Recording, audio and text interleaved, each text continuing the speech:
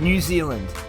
Spectacular natural beauty, unbridled nature, and gold. New Zealand, baby, you just keep getting better and better. This would be an adventure that would test not only my gold prospecting skills, but challenge my resilience. Oh, I want to do this, I don't want to do this, I don't want to do this. And fundamentally change my core beliefs. This is the best Uber I've ever taken. Welcome to the country that's currently in the midst of a gold rush. I just woke up to the best news ever. Less than 12 hours, I'll be on an aeroplane to New Zealand, and I found out that I've been upgraded. It's only a 3.5 hour trip to New Zealand, but it's a business class trip now, and I'm very excited about that. I'm escaping cattle class, where your knees are above your head and your balls are below your nose. We're camping on a remote gold mining claim in the middle of nowhere, so I've got to bring an entire camp with me. Fern has 10 whole days with one of her trainers. Fernie, I am gonna miss you. Man, if I could stick her in a suitcase, I would. I'd hate for the Qantas workers to get confused, because I'm sure that will happen. Paulie, on the other hand, is going to be stuck in coach the whole way. Hey! Sorry, Paulie.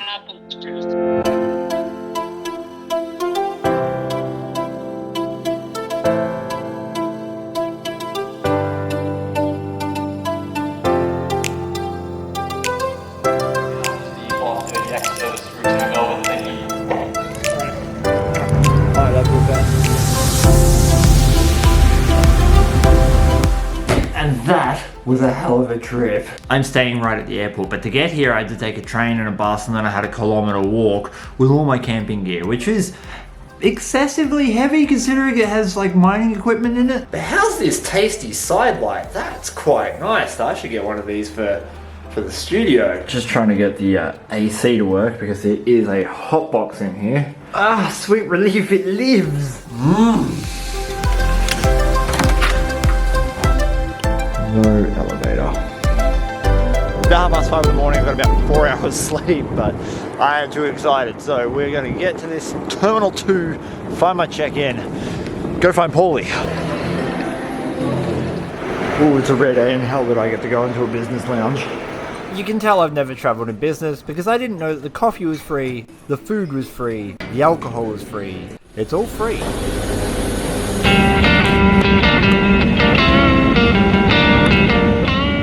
What a trip business class was. Enough room for size 12 feet.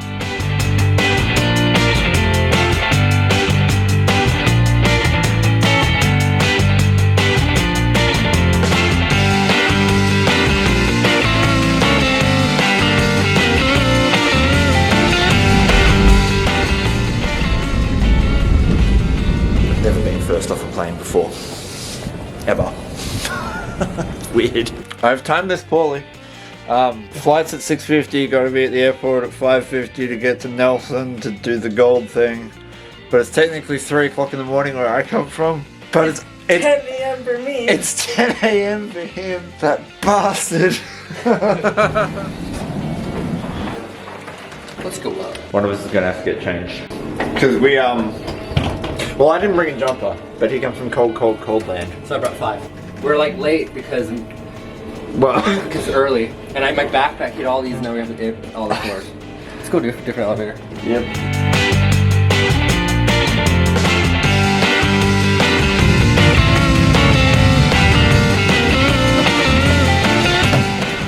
Oh, there he is. Wild Canadian. I put my special hat on so that Rex could recognize me. Yeah. Because I'm upside down, right? Your gravity boots. My gravity boots. They're not bad actually. I got them at the thrift store, so they're holding me down. It's one of the only times you're going to see a professional dredger trying to use a complicated piece of technology. I've never used this before. Rex, it actually gave you something in return. Look at that. Yeah, I mean, $4, that's kind of expensive for a piece of paper. That's really expensive. You should put that in your printer at home. 3 prospectors are in a Land Rover. It's hot. There's your air conditioner. Warm. That is the quietest car I've ever been in, Paulie. What? Can you hear me? What? Daddy? What? Daddy? The hunt for a 50mm cap. Oh, thank you. Shopping with what's his name? Chris. And what's his name? Rex. They're just acting like normal people, doing normal people things. And I'm here melting to death. We need a cheese grater, guys. Where you going? New Zealand don't sell Yabby pumps. It seems like Australia is the only place that sells them. So I gotta make them before we go to some remote ass bush claim. I have a full guide already up on my channel about this, which I'll link in the description below. But this is basically all you need. You need 2 pieces of PVC pipe. This is 50mm. This is 40mm. And then you need caps. This is a 40mm cap. This is a 50mm cap. You need some kind of foam to wrap around the 40mm cap. And then you need some tape. Yes, tape. I know. Why don't you use glue, Chris? Because the last time I made one of these, it's lasted over 12 months before I had to replace the tape. You can replace the tape in the bush. This is really cheap, and if anything goes wrong with your pump, you can pull it apart in seconds and put it back together in seconds. So, tape. So I'm mechanically inept, which is why my second channel is called Spud Engineering. The only thing you have to do is cut out a hole in your big diameter cap so that you can fit your plunger through the top of it. So I just got the cap. I have marked out how big that is going to be. I'm going to use a drill because that's the tool that I have, and this is Spud Engineering the first. There we go. Now I've just got to do a whole bunch of them. So now that we have this perfectly cut and symmetrical hole, you'll see that our plunger fits through the middle. Then all we've got to do is put the end cap on. We're going to tape this on, and it can't go through our hole. This is our plunger. It's not ideally what I use. Normally we would use a gutter plug, but they don't sell them here in New Zealand, so we're improvising. This is just foam. It should wrap around this nicely, and then we're going to cover it in tape. Yes, tape. And that will be our hand dredge. That will be our hand dredge. Oh, that's right. They gave me a knife. I reckon that much plunger. That's plenty. In the great words of Albert Einstein, the best lube is force. Oh, yes. Like a glove. Because Aussies don't know how to use tape, introducing a New Zealander. What? Looks like it's getting both of us. I thought you New Zealanders knew how to use tape. Well, I thought so too, but apparently not. Last little bits. End cap goes on. Other end cap goes on. We go.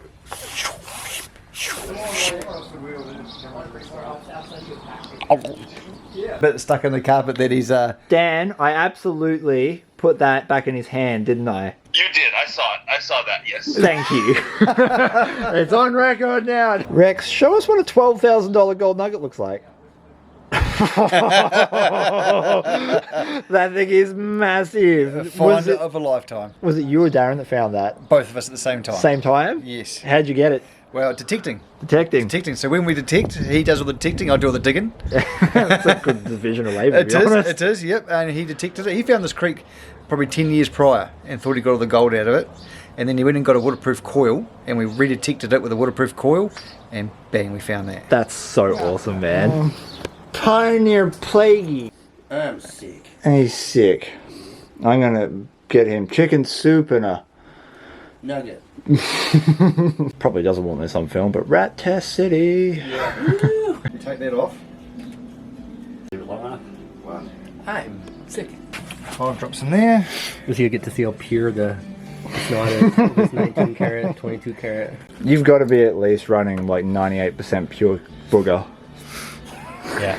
I feel like I'm awake. Your eyes are red as shit. Yeah. Yeah, I'll take it. That is a strong poorly result.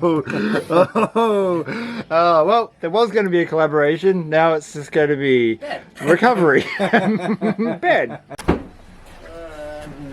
Oh, I'm so bummed for this. I know, me too, man. Because I was so when he goes to catch up. Yes, the 1960s, well known for their pollution control, their efficiency, and what? Their Power reliability? steering? Oh, power steering.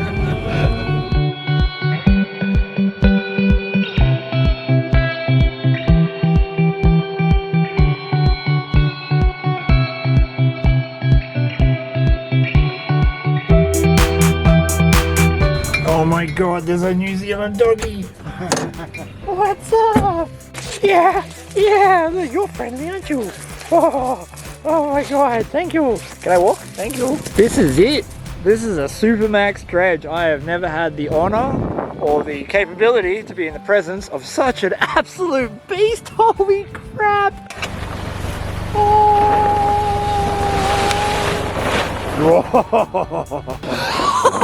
This thing is massive. How much is this worth? If you were to buy one brand new now, you'd be looking over 30,000 New Zealand dollars. 30,000 New Zealand dollars, and then you've modified it since then? Oh yeah, Yeah, so you got a lot more money than 30 grand in it. probably close to 40k in this one. Whoa. Just their side sluice boxes are bigger than my main high banker. I've got a Keen high banker at home that is smaller than this, and it's the biggest one Keen make. Did you just say that there's still probably gold in this sluice box? Oh yeah. Really? Yeah. Just looking for. No. Yep, that's gold. Is that's gold gold. right there. We haven't even been to the river. Here you go. My first bit of wild New Zealand gold. Almost caught.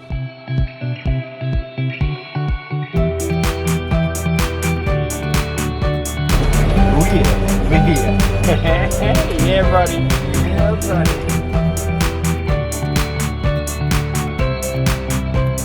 This is it. This is home for the next 6 days. We are next to a magic looking forest and I have just a little place to sleep that has to go up. I could have totally bought a bigger tent. I was offered a bigger tent. I had all those opportunities, but honestly that's a place to sleep at the end of the day. And we've got the Taj Mahal over here for all the eating and cooking needs. Didn't even hit a rock. Or 2-1 or something. Probably only 2-5 now. Before I show you into the Palace of Vo-Gus, I just wanted to mention one very important thing. In Australia, if I saw all of that grass there, I would put gaiters on straight away. Gaiters are like little booty socks that go over the top of your shoes and socks to prevent grass seeds from getting in there. And in Australia, they're very sharp and pointy. However, in New Zealand, at least in this part, those don't exist.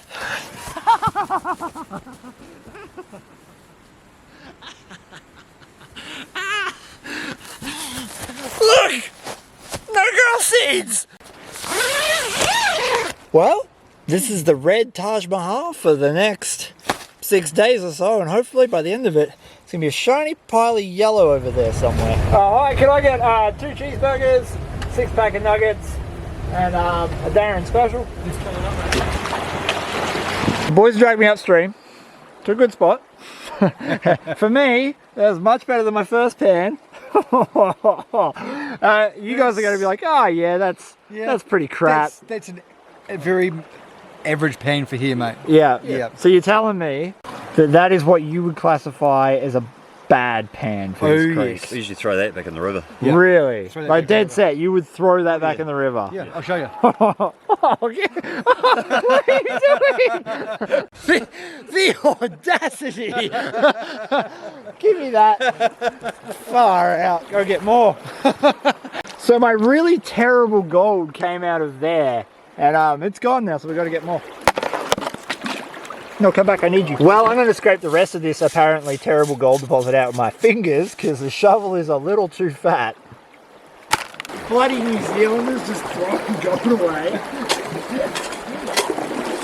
So that really terrible gold wasn't even on the bottom. These are really big river rocks that are coming out of a little crevice down here.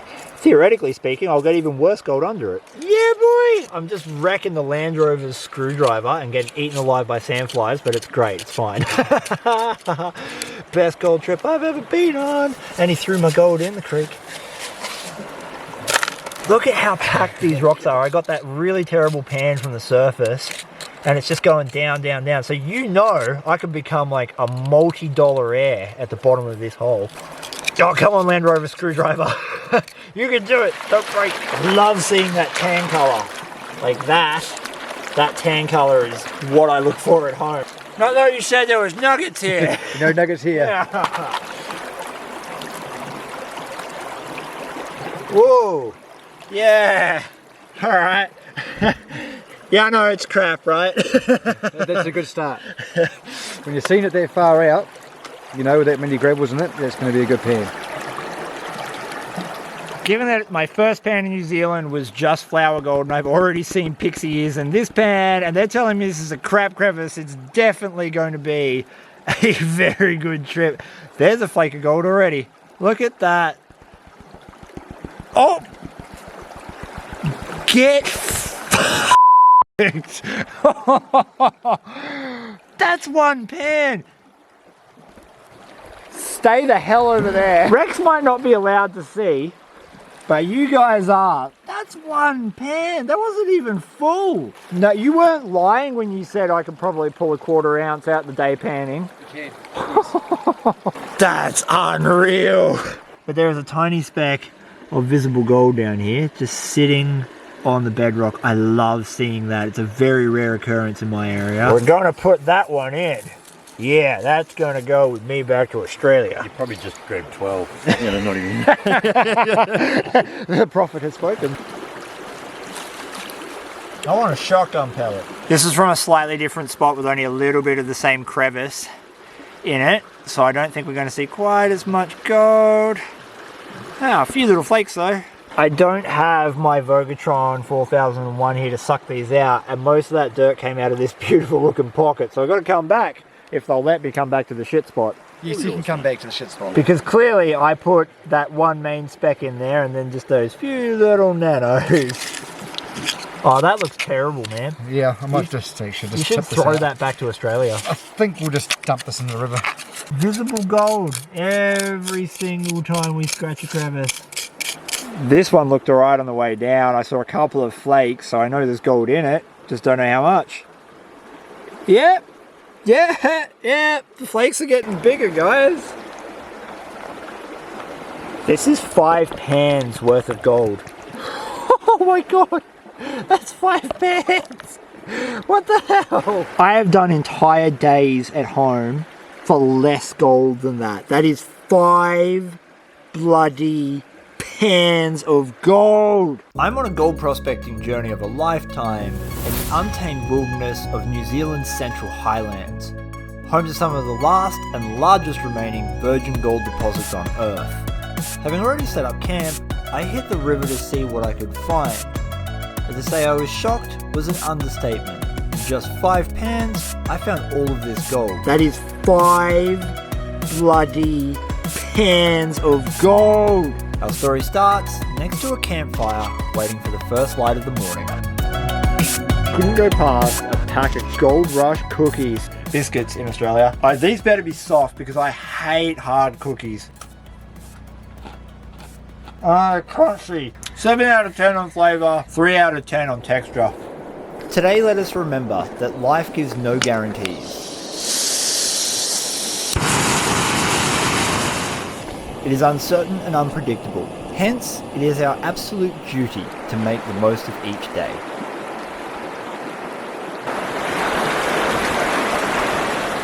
And remember, coffee first, schemes later.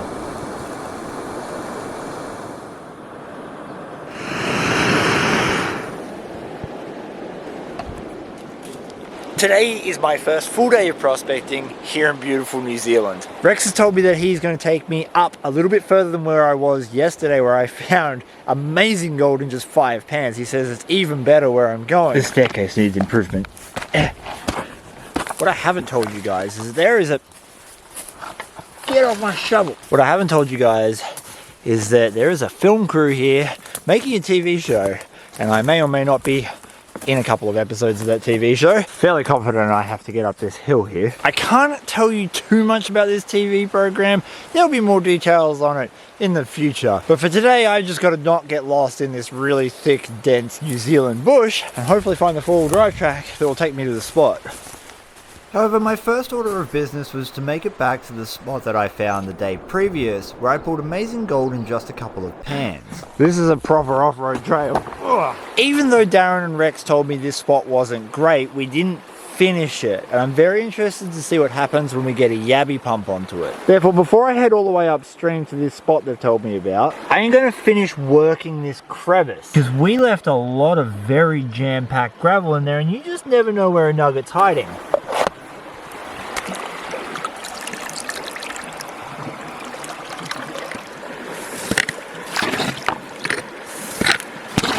Apparently this has like a little catch well in it. And a long thread. Oh yes. Yes, that's full of material. This is why I use a hand dredge, because all these little nooks and crannies in the bedrock here are where the gold sinks down and hides. Look at how much more material came out of the bottom of that crevice. I can already see gold. Remembering that this is just the dregs at the bottom of it, we may not see heaps of gold, but I guarantee you there will be at least a few flakes like that. Look at that. That's just from the dregs out of the bottom of the hole. They are solid flakes. As someone who considers himself to be a semi-professional gold prospector, I am privy to a lot of people's big fish stories. I found a spot that gave me this many ounces. And for the most part, they seem to be all fairy tale. Memory embellished with the benefit of time. But in this case, the fairy tale is very much real and better than what they were telling me. They undersold this area. I took one more pan out of that crevice, got about the same amount. I'm still blown away. But if it gets better, I have to go up and have a look. The boys told me to come up to the big gravel bar and then come back to the first inside bend, which is just here. And you can see where they've been working. We've got a big pile of broken up bedrock tailings here. That looks tasty. What I've done is I've just scratched out some of the sludge that was in the bottom of where they worked, and I'm going to fill it up with water so I can use the Vogatron.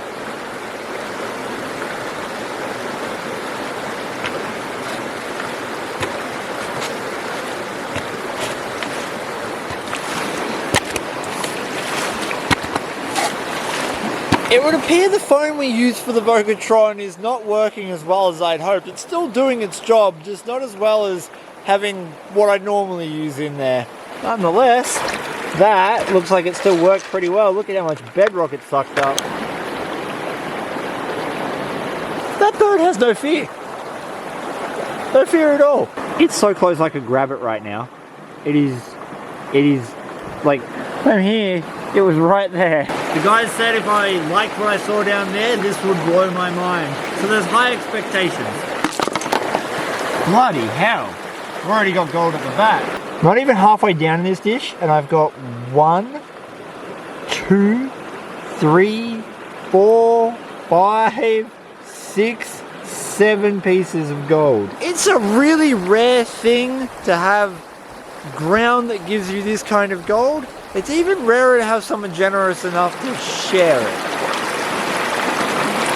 I don't even know what good looks like on this claim. My version of reality is out the window at this point. Look!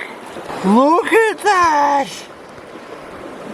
That's one freaking pan, man! That's more gold than I've got the entire day prospecting back in Australia. Oh, it just keeps coming out of the black sand. Oh my god. That's one pan. All I did was yabby pump up the scudge on the bottom. What if I come up here where no one's touched? I've been having a poke around to see what's here. I saw the boys had worked here, so I followed it down behind the obstruction and punched a hole to bedrock. I got about 20 specks. I scratched this long, shallow, high crevice out up here, and I got about 20 micro specks. Where I got that really good pan at the start, I punched a hole right next to it, and I got about 20 specks. It would seem the gold is sitting in these very shallow depressions where the bedrock is fracturing apart.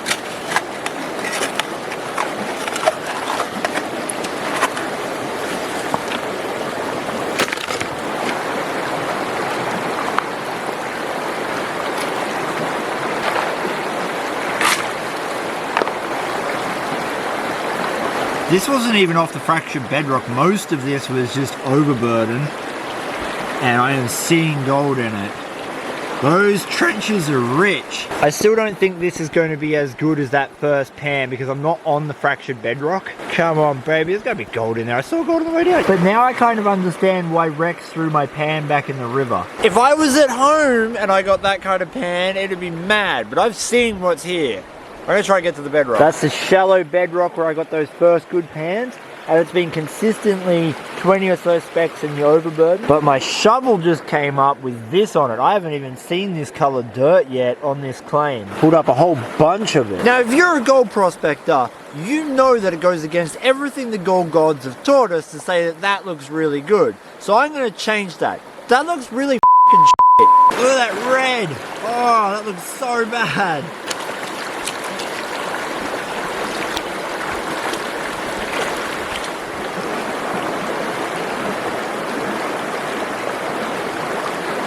Yep. We've got, it's getting better. There's more specks in that than there was in the last pan. The speck size is getting better and more plentiful. I'm gonna try and get a whole pan of the red stuff. What is very strange is working with an entire film crew down there. Hello. Oh, they're not filming me, but it's just interesting watching them do their work with a full sound crew, full camera crew in the middle of a creek in the middle of nowhere. Oh, they do that. They've packed me my own lunch. He called himself a beginner. That was your first day being a movie star, Rex? It's different. It's different? being on this side of the camera. Usually I hide behind the other side and I'm like, oh, I'm nice and hidden. You got to show your beautiful face more. Right. Maybe not too much. No one wants to see this. We don't want all the ladies taken away from obviously me and Paulie, but that is the most expensive man on the creek right now. By a long shot. Working with a professional film crew was an amazing opportunity not only to develop my own videography skills, but I also have memories I'll take away for the rest of my life.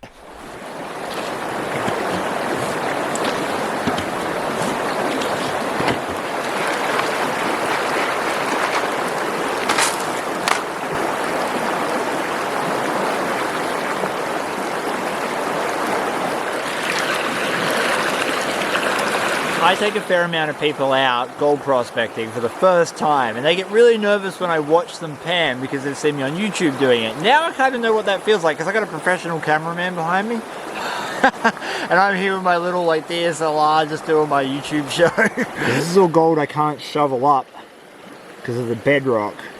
Oh yeah. Oh, the Vo-Gus 4000 definitely works. Here they come with the bloody dredge. I can't believe they dragged that thing all the way up here. Rex, when you see this, kudos, man. You and Darren are absolute bulls. That's not the best pan I've had today, but that amount of gold is probably just about enough to pay for the Vo-Gus here. I've not properly cleaned this crevice because that pump needs a little bit of modification. However, all of this gold basically came from that one crevice. That is a ridiculous amount of alluvial gold to come out of such a small area. What do you reckon? That's not bad, mate. I think you can do better. This is literally a treasure map. I'm not even joking. That is the treasure map right there, mate. Oh, that is the best prospecting mud map I've ever seen in my life. I'm definitely going to need to get me like a full film crew to come out with me back in Australia, just so I have breakfast and lunch brought to me every day. Cindy, compliments to the chef. He sent me kisses.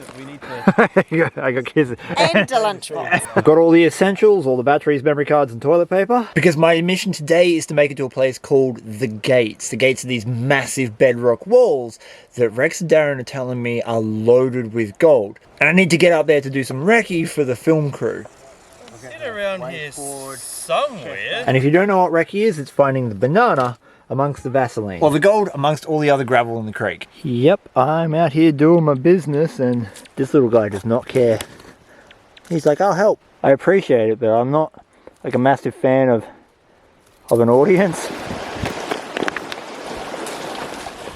What I was hoping for and what I've discovered on this trip is that it's so much more than just the gold. Yes, it's a fantastic opportunity to come and see a place that I would never get to see otherwise. Claims like this are incredibly rare and the gold is amazing. Doing massive trips like this out of your comfort zone, out of your safety zone, with no support network around you, is how you develop. Because even as little as 12 months ago, there's no way I would find myself out here prospecting for gold with complete strangers in a foreign land. This is a wild film crew out of their element, hunting for content. Will they starve? We will not know until the winter season has passed. You must approach with caution or they may attack. With a jandal. I have to walk past this spot to get up to the gates and these guys are waiting. So, let's do it. Should we do it? I think you should have another crack in there. Third time's a charm. Let's see if you can slap the gold out of my hand this time. Not that much dirt left in there.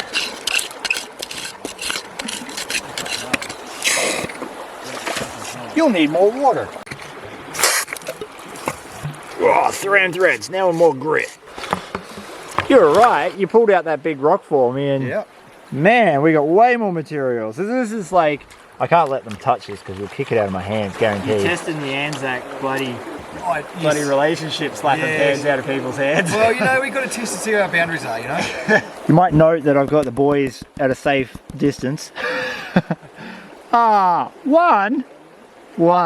After all the gold I managed to pull out of it, you really would have thought there would have been more than one little flake in there. And for the sake of the relationship, Having a look, are we? no, I'll let you do it. Can I? You can do it. Can I? Darren hasn't done it. Dinner. So my hike continued, following my treasure map 4 kilometers upstream. And just looking on my Thram map, yeah, that makes a whole lot of sense. According to my map, I'm right here.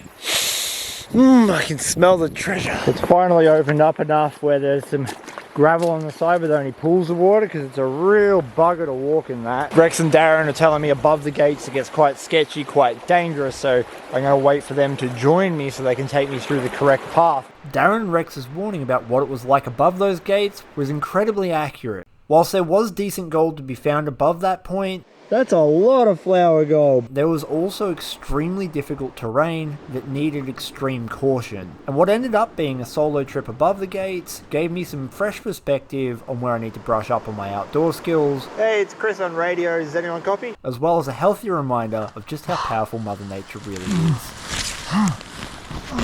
Oh my god. In the meantime, I've got all of this bedrock over here to have a play in. I can see why they said to come here. There's no way there isn't gold trapped in these cracks. I know there's gold here because I can see it. Pretty rare day when you just see 2 pieces of gold floating around on the bedrock on the surface.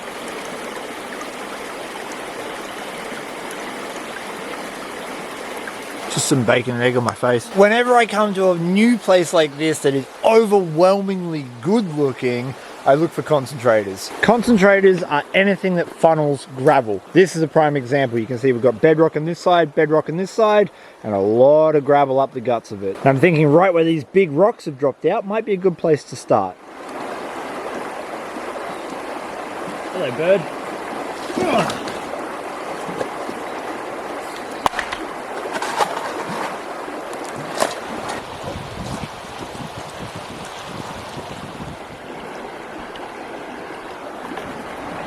I'm not seeing much black sand. I didn't see any gold on the way down, so I'm not confident. But I was wrong. Oh my god, surface gravels. That is just surface gravels out of that concentrator. They have some nice sized flakes, but obviously on this claim, we're not just looking for 10 nice flakes, we're looking for a whole bunch of gold. Let's see what's in the bedrock.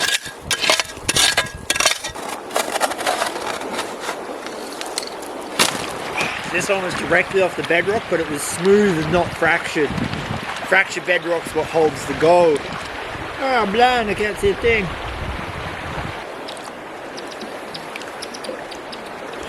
The question becomes, is it any better sitting on that flat, smooth bedrock than it was above it? It's about the same, but that's a nice flake. Rex and Darren are telling me this isn't their nugget claim, it's a lot of fine flour gold, so it's what I'm used to. Finding a flake like that is quite nice. Prospecting is different from mining in that I am searching for where the deposits are and not trying to extract all the gold out from where I find it. The whole reason that Darren and Rex invited me out, not only to collaborate, was to get another body on the ground to do some prospecting for them. You see, Darren and Rex have a massive claim, but finding gold is like finding a needle in a haystack, and at the moment, Darren and Rex own the hay shed. This is about average for what I've been getting every single pan at the moment. Now, my little bird friend, that's not a lot of gold. That last pan came from right here, and my thought is this little creek is either concentrating gold that's been laid across this bedrock from the main river, or there's a bench deposit sitting up there that's slowly shedding out.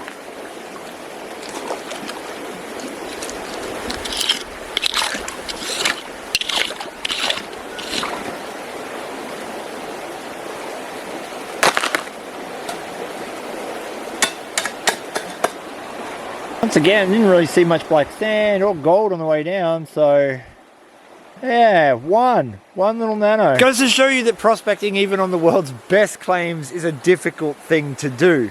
It's not as simple as what you see on camera where you just get the best creme de la creme. There's a lot of misery and hard work in between each one of them. This was my reality for the next several hours, slowly tracing and tracking the gold to try and figure out where it was sitting. Some pans had good gold, and some pans had next to nothing. Hey, you! Yeah, you skinny dweeby looking prospecting kid. Do you need a snuffer bottle? No? Shut up! Yes, you do. You need Thram. Thram suckers. It'll suck the chrome off a Chevy. I kind of always thought that they were a little bit, rusty. Thram snuffer bottles, now made with more Darren.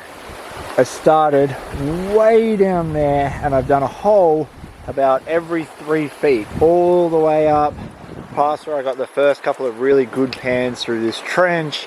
I've managed to go all the way out to the gates up there. I've not had so many empty holes in such a long time. So I'm going to go onto the other side of the river where there's a lot flatter bedrock with a lot more velocity of water going over it. And as it would turn out, this would be the right move, because I was about to find a whole lot of gold.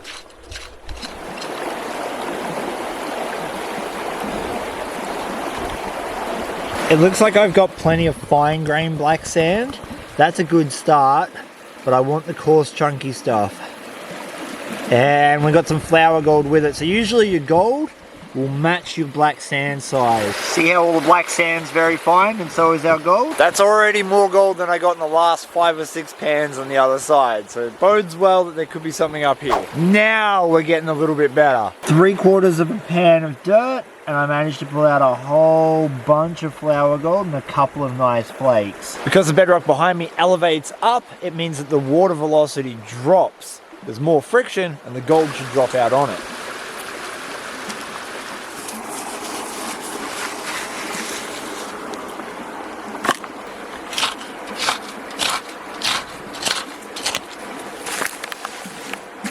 Oh, there's that tan colour.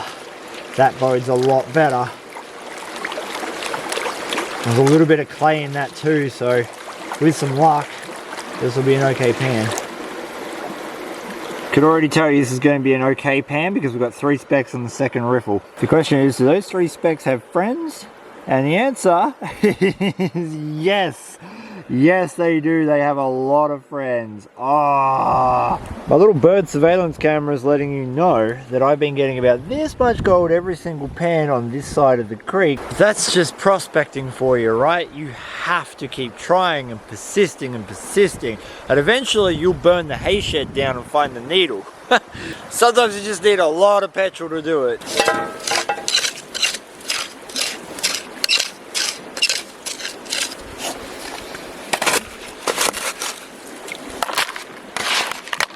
That's fracturing bedrock, and that's what I've been looking for all day. Finally found it at almost 5 p.m.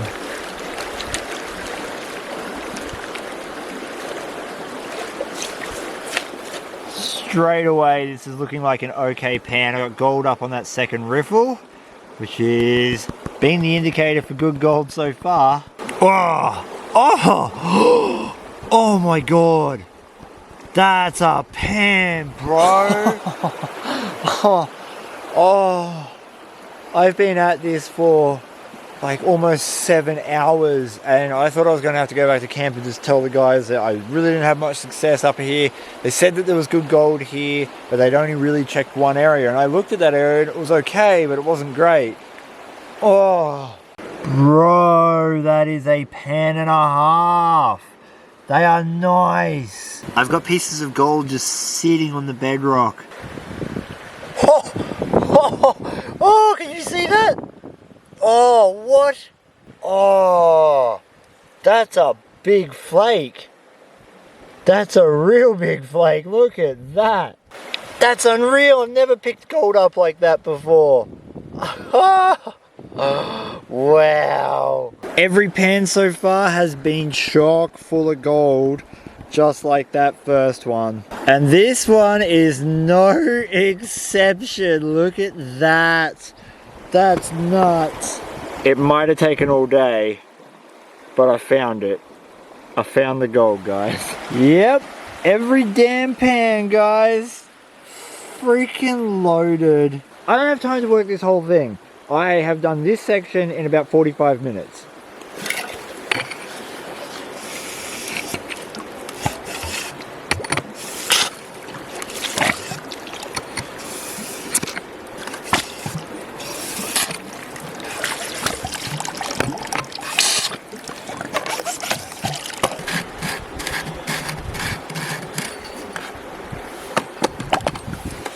Okay, this is all 100% Yabby pump dirt. If I was getting that kind of gold with just a little shovel, hopefully this will be much better. But promises from gold prospectors are like promises from politicians, not really trustworthy.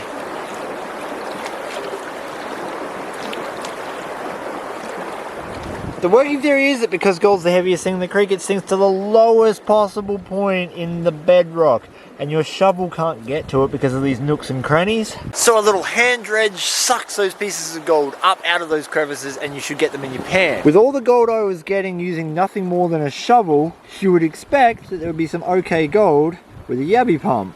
And yep, I thought there was none, but there is.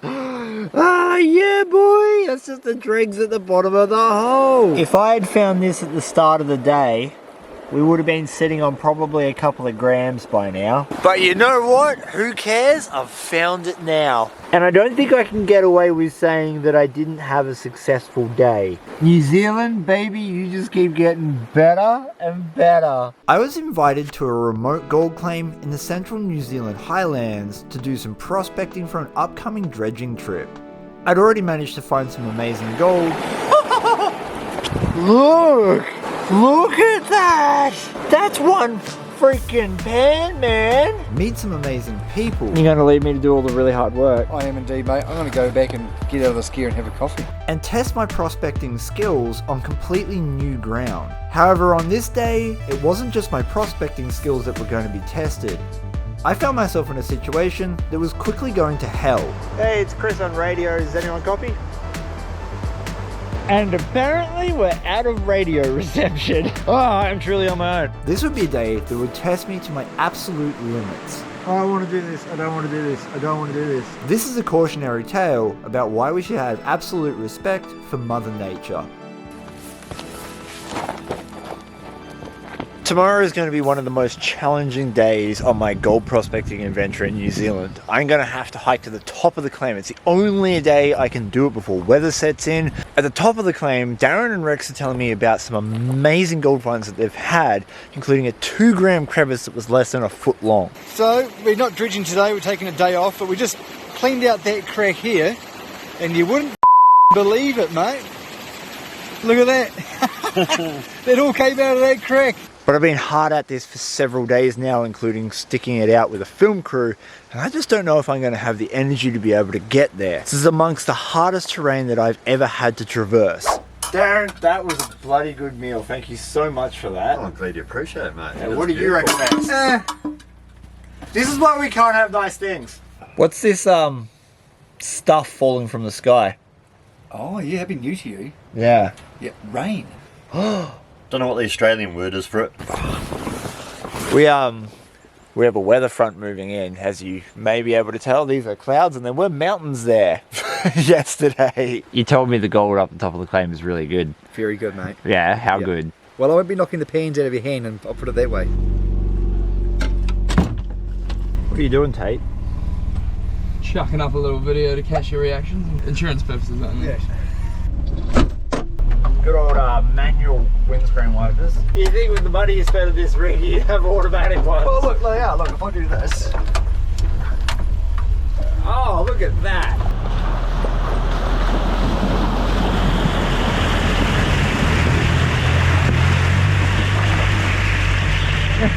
Bye, Dad. Bye-bye. Be safe, my boy. This was the exact moment, some 6 hours in the future, that would come back to haunt me. Oh no, that's on you. Oh, I need my gear.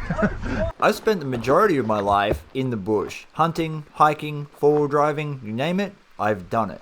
And that's to say that over the years I've developed a particular set of skills that allowed me to safely navigate through and around the bush in all kinds of weather. And in 6 hours, I was going to have a stark reminder of why you should never take Mother Nature for granted, no matter how much experience you have. It's funny, I've been walking for an hour now, it's raining, I'm wet, but the temperature is so nice. It's not hot and humid, it's not cold, it's just the best time of day to be out right now. This is so good. And this is where we were filming yesterday, which means that I'm about halfway. Oh, and you know there's not a chance that I'm going to walk past this spot and not do at least one pan, right? The temperature at this point was around 17 degrees Celsius. There's that beautiful tan material I've been looking for. But as the day went on, both the air temperature and the water temperature continued to get cooler. And my first mistake on this hike was choosing not to take wetsuit bottoms with me. If we get gold in the first pan of the day, it's going to be a good omen for upstream, right? Ah, we got it. We got it. Just a few specks, but they're there. The gold gods have seen fit to bless us, which is very nice. From this point on, I haven't seen any of the claim, and there's another 3 kilometers above us. With a little bit of luck, that weather is going to hold out, and I'm going to have a great day on that gold. I do believe I've found where I've got to descend into the river. I said there'll be no trees and a caliche bed. I give you rain, mountains, and a caliche bed with no trees. Let the descent into madness begin. If this is the wrong spot, there's no coming back up. I'm gonna have to go down the river. It's so hard to show depth, but I think I can get down this section here, and then there's like a little crossover pad here. I can lower myself down onto that, and then I could probably scramble down that part of the hill. No. Scrap that idea. They said go through the bush on the left hand side, so that's what I'm going to do. But oh man, this does not look any better. I'm not going to try to do any fancy filming through this. This is just going to be me falling down a hill, if I'm being honest. I'm going to get very wet. Oh, hopefully not injured. Yeah, like that. Once we're down here, we are committed to the river too. Stupid stuff I do for gold. Oh,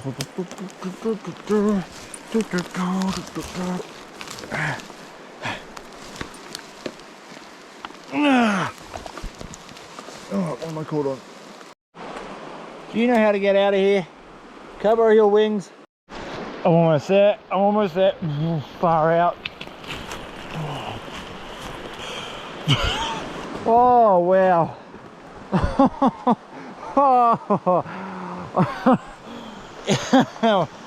that was sketchy. That was way sketchier than I thought it was going to be. Well, we ain't going to waste any time. Right there. Oh, that is packed and full of like clay. Oh, it's fractured bedrock too. Come on. First pan on the upper claim. The descent down the cliff was only possible because there were a lot of trees growing off the side of it. Most of the walls in this gully are completely vertical and made of smooth stone. And that was meant to be the hardest part, test panning my way down the river until I made it back to where I started panning in the morning. Little was I to know, that was going to be my only way back out of this entire gully.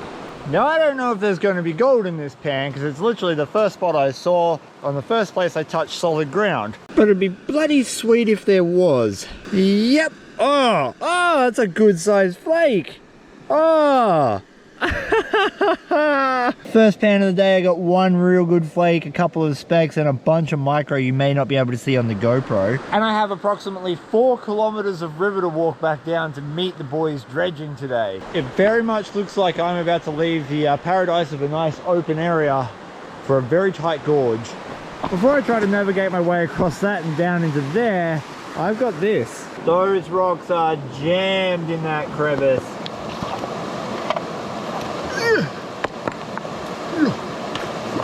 At this stage, I had high hopes. I was still relatively warm, even though I had rain falling from above and multiple waist-deep water crossings to complete.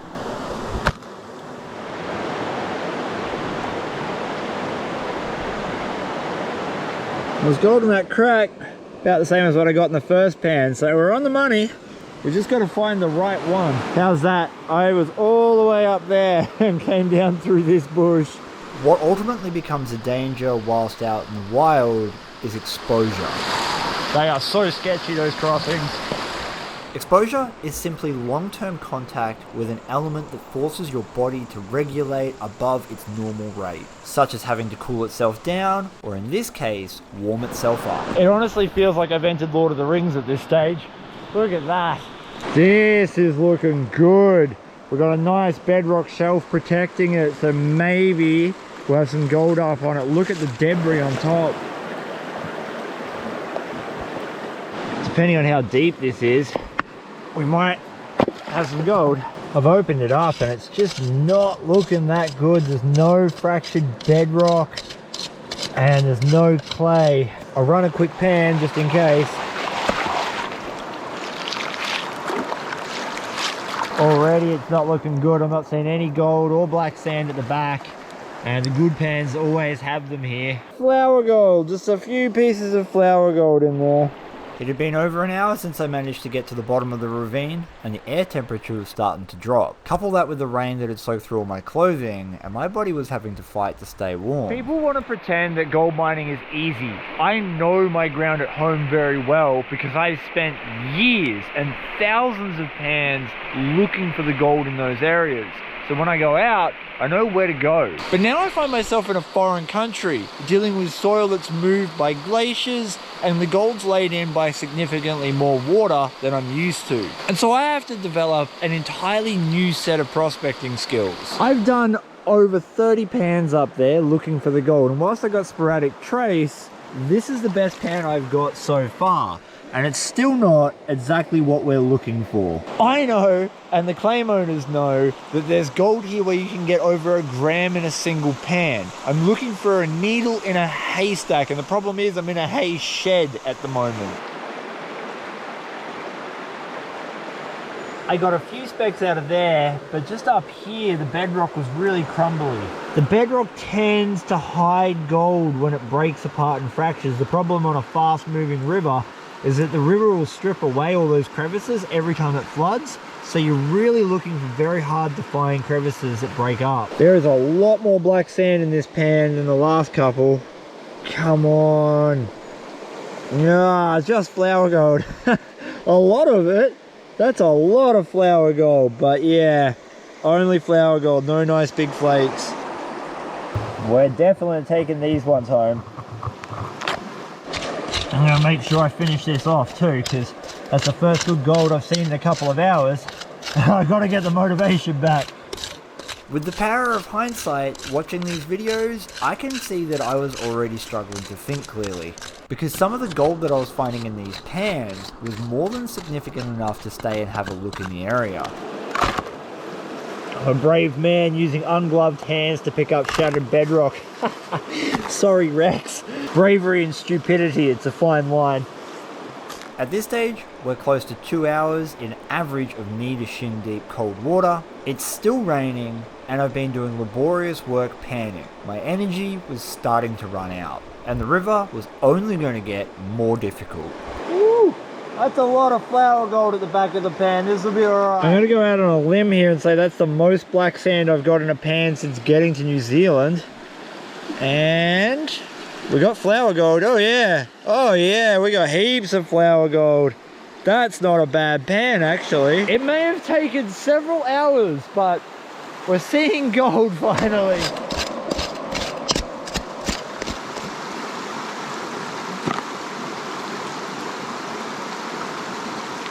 I can already hear all the people asking me, Chris, why aren't you out here sniping? Isn't there meant to be big nuggets? Yes, but not in this river. I've had really long talks with Rex and Darren, and they both said that the nuggets aren't on this claim.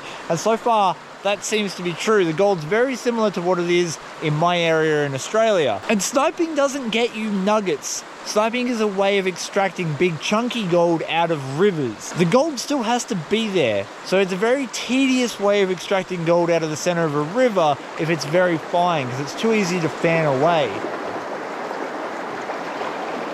Well, how's that? Those crevices are less than 2 feet apart and I got barely anything. From this point onwards, the canyon got narrower, the water got deeper, and the walls got higher. ultimately funneling me into a one-way path. I have a slight but important problem. It might not be very cold and that might not look very deep, but it's still got a bit of a chill in there because of the weather. And I'm betting that that is at minimum waist deep. And then I don't know how deep it gets down through this gorge section, because this gorge is much tighter than the area I've been walking through, which is why the water's been shallow. Well, I guess there is only one way to kind of find out. We're already up to my knees, and that's not even in the deep part yet. We're just going to stick to this shallow edge. Except the fast water is running here. It looks like it gets real deep there. Okay, this way. Ooh, that's cold. That's actually cold. Oh man, it gets super deep there. It gets super deep. Far out. Okay, I'm gonna have to somehow scramble up this back. I'm gonna have to go back there. We have to go back to those logs, get up that hill, and then go along the bedrock here and hope that I can get down the rest of the gully. Okay. This is my way through. Sketchy AF. Oh, hold on, little tree. Hold on. Oh, can I get this out of the way? Yes, good. Good.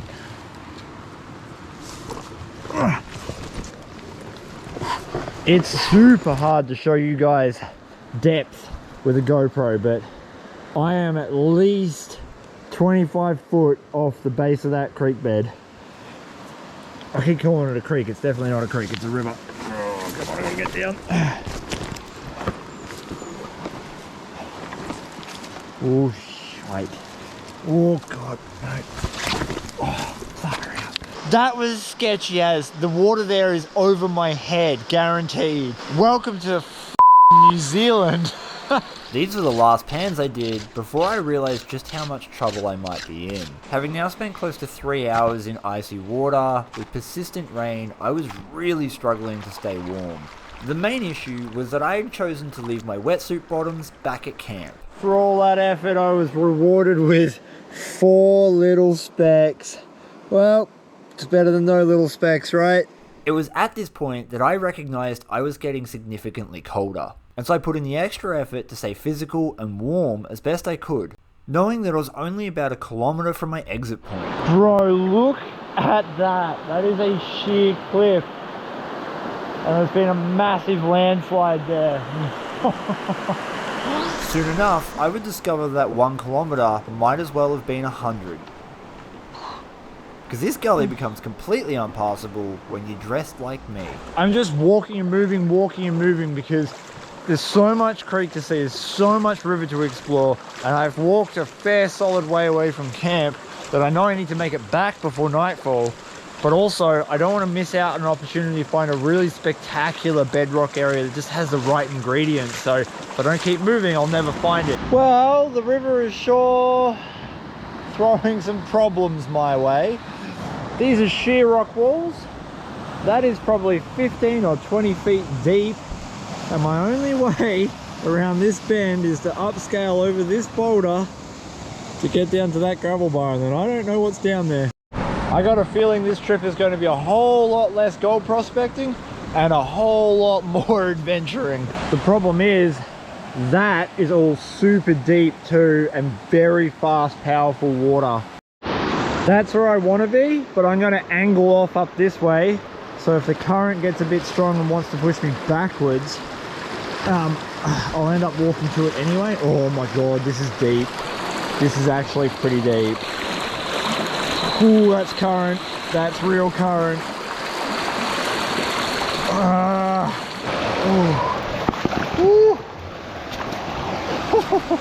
That was this I don't, it's all sketchy. This is all sketchy. This is obviously a landslide. I may get up around this corner and it might just be impassable, because there's a strong possibility at this point, from what I'm seeing, that I'm gonna have to turn around and back hike this. And then it happened. The moment I knew I was gonna have to turn around, cold, wet, tired, and backtrack the whole lot. That's really gnarly. That is not okay. That is, I don't know if I can get past that. This is all rapids and super, super deep water. There just isn't a way for me to get down there where I'm confident that I'm going to be safe. And the problem is I'm in the middle of nowhere. I am like way out of any kind of fast kind of help, and I'm on my own.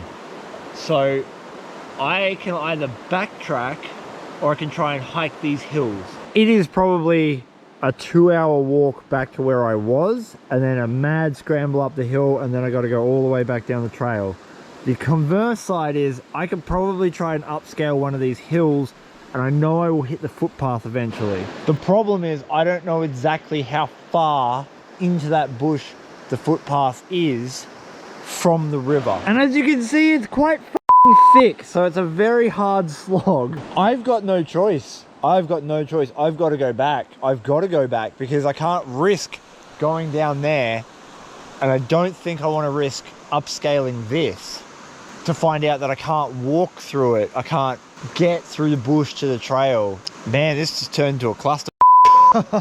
Now, I have been given a radio by the camera crew for safety things, so I'm just going to let them know that I'm going to be probably a lot later. Hey, it's Chris on radio. Does anyone copy? This was the exact moment I found out I was completely alone and I would have to backtrack to get in contact with anyone. It may not seem like a big deal on video, but when you're exposed to cold water for an extended period of time, it becomes harder to move your muscles. Couple that with the fact that I was extraordinarily fatigued from hiking all day. Chris online, does anyone copy?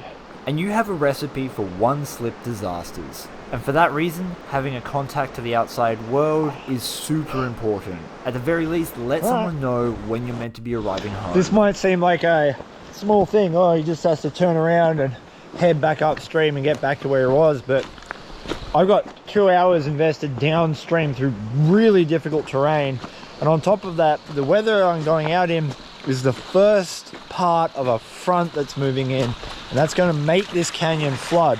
We're going to get massive flash floods.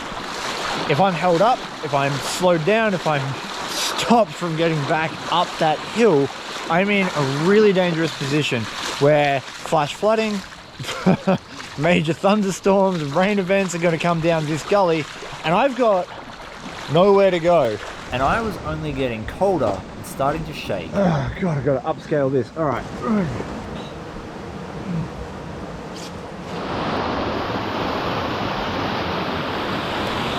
I am not looking forward to this part. This water is super fast and it's extremely slippery just here.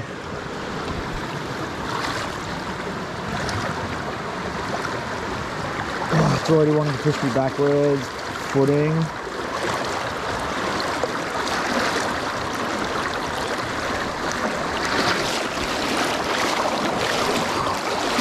Oh God, go fuck. Oh.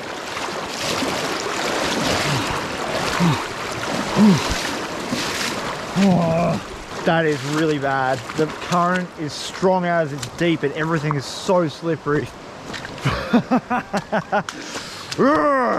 Prospecting. I'm not gonna lie, the water is actually getting colder. Like, I'm starting to feel it now because I've been in it for hours, and the ambient temperature is not too bad. It's probably about 17 or 18 degrees. Oh, but it just, the longer you stay exposed in this, the harder it is for your body to regulate your temperature. And I'm wet through and through because of the rain, because of climbing through all this brush. I got bad news. I gotta go back up that bloody gorge, which means I gotta upscale into the bushes. All right, here we go.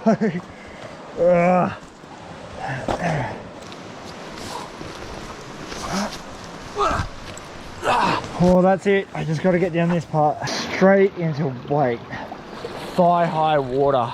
Thing is, I'm just getting further and further away from camp too, so to dry off, I have to walk like 4 kilometers. I'm getting so sick of these crossings. Oh, it's getting so cold.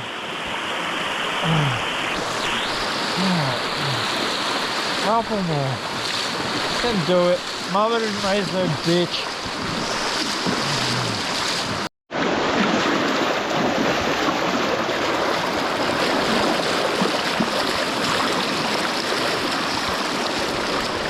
I think this is either the last or the second last sketchy river crossing. Oh God. Oh, it's getting weaker. Oh my God, it's getting so much weaker. It's exhausting, it's anxiety inducing, because the last thing you want to do is fall into a river like this, fully clothed with bags and stuff on. I've just got to make it across this part of the river. Last river crossing. Oh.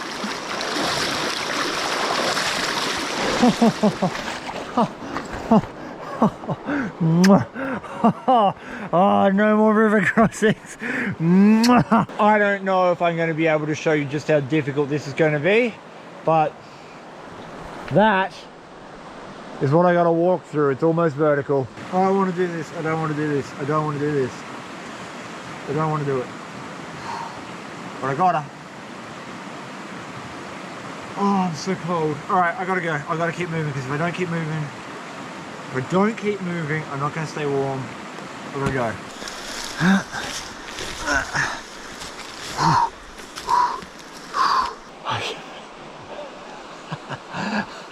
Oh no. Oh God. The caliche beds are just there. If I can get up this part and get through that cut grass.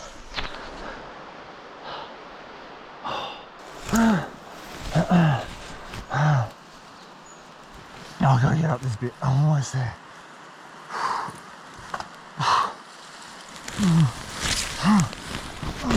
Oh, oh my God. Oh. Oh.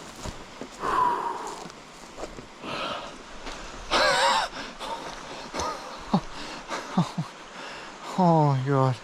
G'day Chris, can you hear me? It's Tom. Hey Tom. Ah, it's good to hear your voice. I travelled across the ocean to do some gold prospecting on a remote gold claim in central New Zealand. I'd spent 2 weeks on Rex and Darren's gold claim. Oh, welcome to the girls' locker room. Assisting a TV crew in finding places for them to film gold prospecting. Oh God, Rex. Not them again. Oh no. Not Davey anywhere. Do they even bring us any snacks? But as with everything in this life, it must come to an end. This is my final day of prospecting out on this beautiful and amazing claim. Somehow it's 8:20 and I'm the first one up. I haven't been the first one up ever, not once on this whole trip. It's been a hell of a week. The boys have been hard at it with a film crew. We're all exhausted, and now we're basically forcing them to go dredging again. I don't wanna. I don't wanna. It's not a lot of people need to tape it in.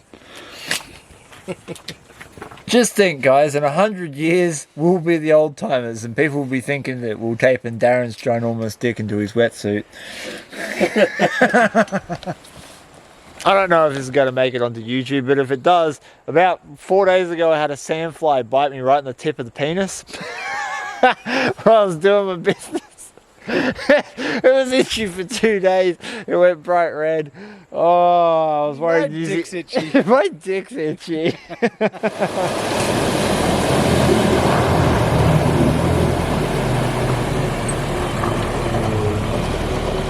Wait for me, my dick's itchy.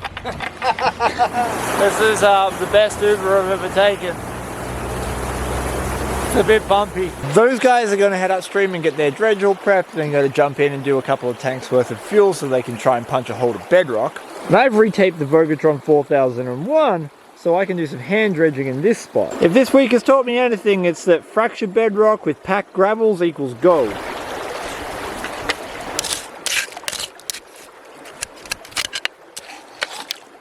Okay, I don't have a classifier today, so we've got to put a few rocks in it just to stop the water splashing up on the side. Oh, that works way better.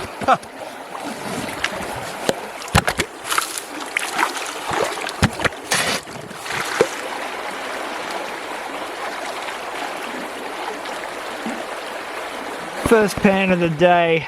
If we get gold, I'll be a happy chap. And we got gold, so I am a chappy happy. Only find stuff, but it's here. So much of prospecting is about looking for what we call trace. This is trace gold. Now I just have to work out exactly where in the area it's concentrating. So far the pans have been consistent. I got about the same amount of gold out of this little crack here.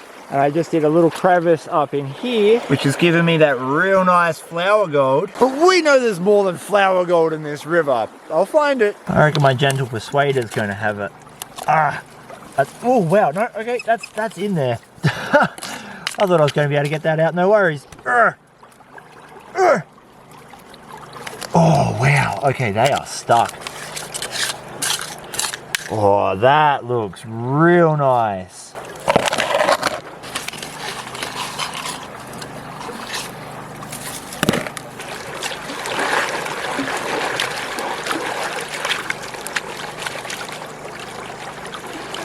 My gut's telling me with the way those rocks were jammed into that spot, we should get some good gold, but I didn't see a single thing on the way down. No black sand, no gold.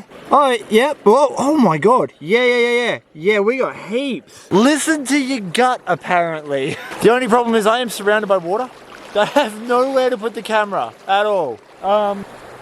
I did 3 pans out of that spot, and after the first pan, you would expect a lot of gold, right? But I ended up getting less gold in those 3 pans than I got in my single first pan. So that just goes to show you, sometimes the gold's sitting in a pocket, and it's not rich all the way through. Pockets lined with gold, it's not all it's cracked up to be all the time. Mind you, I still wouldn't show Rex that, or he'd probably throw it back in the river. That's a very average pan for here, mate. Yeah. So you're telling me that that is what you would classify as a bad pan for this creek? We usually throw that back in the river. Yeah. Really? Like dead set, you would throw that back in the river? Yeah, I'll show you. Right down there, I spotted some sand and a little bit of gravel.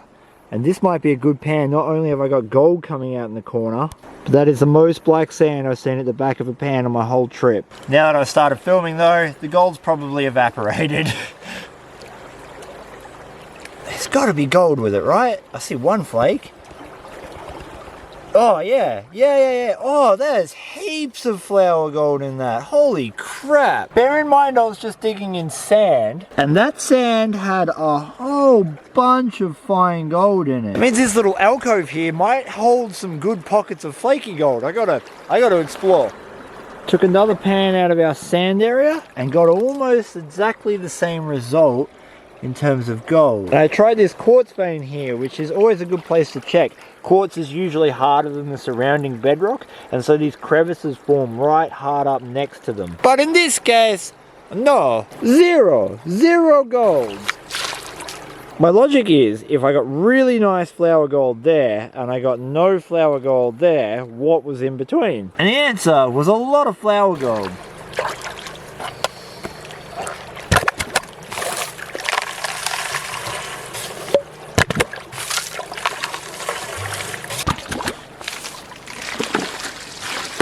Oh, I just touched my bottom to the water. How invigorating. You never know, sometimes it's just flood gold that's sitting right up on top of the sand, but you would imagine that there'd be flower gold underneath sand on such shallow bedrock. Oh yeah. Yeah, we got our first little flake out of this pan. This spot is giving me very consistent flower gold all up that edge and a couple of nice flakes in every pan. The boys are up there dredging at the moment at the start of their gully, and their gully is very tight and very fast water. This is the first section of river that actually opens up wide enough for flower gold to drop out. So whilst they might be finding the occasional nugget up there, there should be a lot more gold in terms of weight in this area. And they're telling me their new Supermax is capable of catching that kind of gold. And the Supermax can suck up one of those pans like every half a second. Oh my God. I just found a spot. I found a really good spot. But I gotta go see the guys before they run through a tank of petrol. Oh, you wait.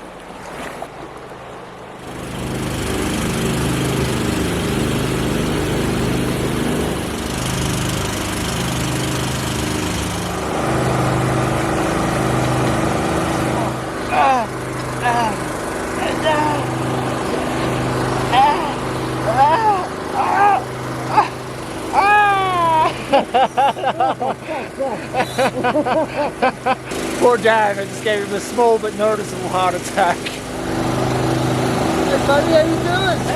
I found a spot. Have you found bedrock? Yes. Yeah? Right up here. And Rex, that most of the gold on this claim is very, very fine. Very fine, yeah, especially down this end. Right, so basically that means that they're not going to see much gold in the main sluice block. It's all going to be in these side runs, which are designed to catch that fine gold. Oh, I see pieces of gold already. Look at them. Yeah. It might not be a bonanza just yet because they're working through overburden, but there's some nice flakes in here. Look at that. You've done all right. Like, there's some nice little flakes in there. That's sort of what I'm getting down at this other spot that I found just before. So you're getting it on a more of an industrial scale. Yeah. Look at that. Oh, that's good. And this is just overburden, right? Yeah. And this is your show mat, so this won't be your main capture, but your main capture will be down in here in this moss. Through the centre of the moss. This is showing you what's going down the sluice run. That's right. So right now you're punching through overburden. Yeah. And because it's so fine, you're not seeing lots of gold. You're just seeing like little bits and pieces every now and again, and most of it's just, yeah. Occasionally. But there is two nice little flood layers that are clearly defined in the cut. Yeah. You know, and there is little bits and pieces of gold on those. But we're jamming it up that fast, we're not even really looking for it. We're just trying to get through the bulk of it and try and find the bedrock. Yeah, right. Oh, well, now that you got onto a little bit of bedrock, hopefully in the next few days, you are going to have a really good time. I honestly wish I could have shown you more of this on this trip, but because of the whole film crew thing and contracts and stuff like that, this is what you get. So we've actually got a nice piece. Oh yeah, look at that. Yeah, nice. Look.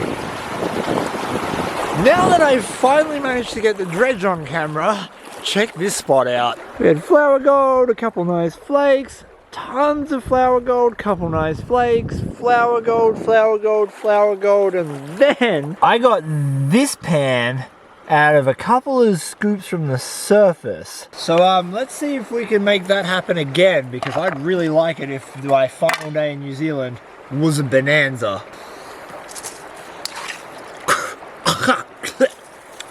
I just ate a sandfly.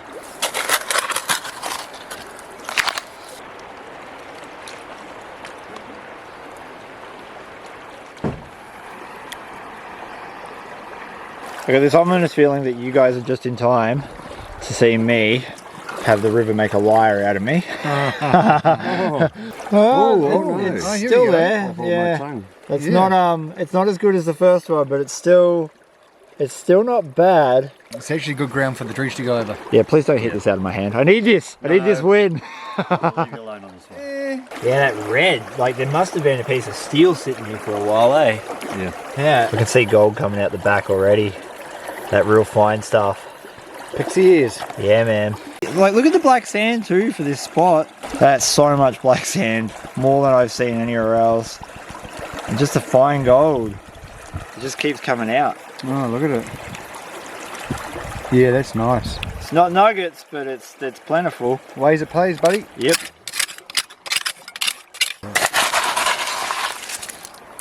But one of the rocks I just flipped out of the way. It's a little piece of gold on it. Look at that. Yeah, wash your rocks, Chris. There's gold on them. Yeah. Oh, sandflies, go away. They've got no more blood for you. My blood is reserved. You're going to leave me to do all the really hard work. I am indeed, mate. I'm going to go back and get out of this gear and have a coffee. Oh, the audacity. Put some dinner on. Some dinner? Yes. So we have a chef cooking for us tonight? With 100% certainty, we know we have at least one flake of gold in here. I would like to see at least two. Oh, yeah.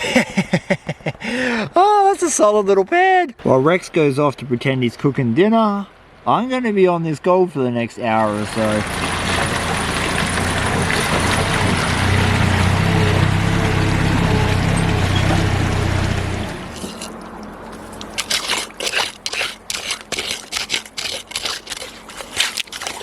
If I can keep this up for the next hour or so, I'm going to be in for a good little payday.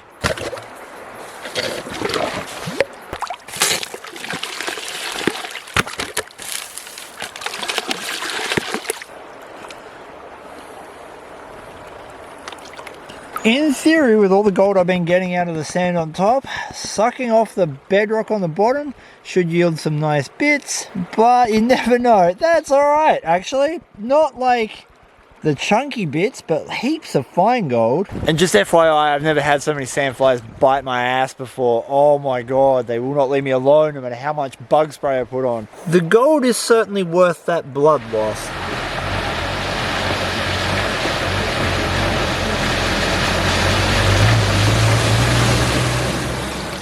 See, there's quite a technique to it though, just to get it right. Yeah, well, comes naturally to Aussies because we're the only ones that seem to sell the bloody things. Yeah, we've been missing out here in New Zealand, mate. What have we been doing all these years? I don't know, making them out of PVC, but not even doing that apparently. Don't expect much, but you never know. Oh, yeah. Oh, you got some nice flakes in there. It's not too bad at all. Yep. Yeah. Nice. Very nice. Hey! Man, the black sand in this spot is unreal. That's more than I've seen on your claim for a single pan. I'm having a hard time moving it off. Use the rapid tap. Yeah. Oh, you got a little cross. I have. I've got some lead. Yeah, oh, look at that. Oh, look at that. Oh, you found where the flakes were hiding with the flower gold. Did. You did. Look at that. Ah. Have you ever ridden on a man's $80,000 vehicle? Me either, so, but we're about to. And you know it's permanent because we're using a Sharpie, right? Can't believe you're letting me do this. Yeah, well, alright. You know, only you can sign my Land Rover, mate. I don't know what to write.